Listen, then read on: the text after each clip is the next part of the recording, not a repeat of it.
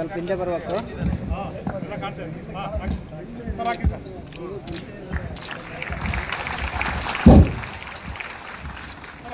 ಭಾರತದ ಭಾಗ್ಯ ವಿಧಾತ ಡಾಕ್ಟರ್ ಬಾಬಾ ಸಾಹೇಬ್ ಅಂಬೇಡ್ಕರ್ ಅವರಿಗೆ, ಭಾರತದ ಭಾಗ್ಯ ವಿಧಾತ ಡಾಕ್ಟರ್ ಬಾಬಾ ಸಾಹೇಬ್ ಅಂಬೇಡ್ಕರ್ ಅವರಿಗೆ, ಸ್ವಾಭಿಮಾನದ ಬದುಕು ಡಾಕ್ಟರ್ ಬಾಬಾ ಸಾಹೇಬ್ ಅಂಬೇಡ್ಕರ್ ಅವರಿಗೆ, ಸಂವಿಧಾನ ಶಿಲ್ಪಿ ಡಾಕ್ಟರ್ ಬಾಬಾ ಸಾಹೇಬ್ ಅಂಬೇಡ್ಕರ್ ಅವರಿಗೆ, ಡಾಕ್ಟರ್ ಬಾಬು ಜಗಜೀವನ್ ರಾಮ್ ರವರಿಗೆ, ಕೆಚ್ಚದೆ ಹೋರಾಟಗಾರರು, ಸ್ವಾಭಿಮಾನದ ನಾಯಕ.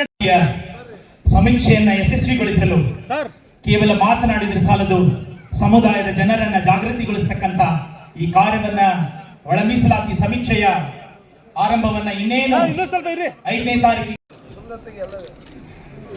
ಜೈ ಹೊಸನಗರ ಬೆಂಗಳೂರು ಅಂಬೇಡ್ಕರ್ ಭವನದಲ್ಲಿ ಬೃಹತ್ ಮಟ್ಟದಲ್ಲಿ ತಾವು ಒಂದು ಒಳ ಮೀಸಲಾತಿ ಸಮಾವೇಶ ಇಟ್ಕೊಂಡಿದ್ದೀರಾ, ಹೇಳಿ ಒಳ ಮೀಸಲಾತಿ ಬಗ್ಗೆ.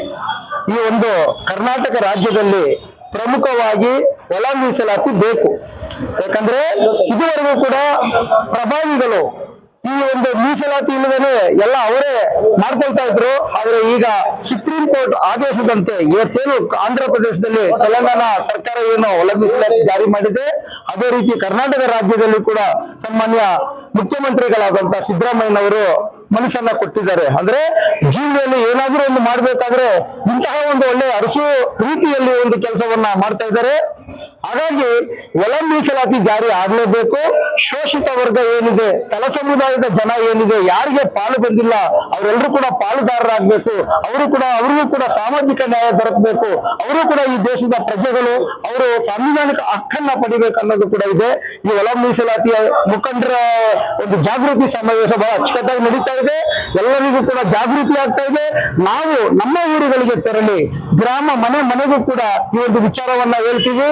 ಏನು ಕಾಲಂ ನಂಬರ್ 61 ಇದೆ, ಅದರಲ್ಲಿ ಯಾವುದೇ ಒಳಪಂಗಡಗಳಿರಲಿ, ಯಾವುದೇ ಇರಲಿ, ಅದೆಲ್ಲ ಬೇಡ ನಮ್ಗೆ.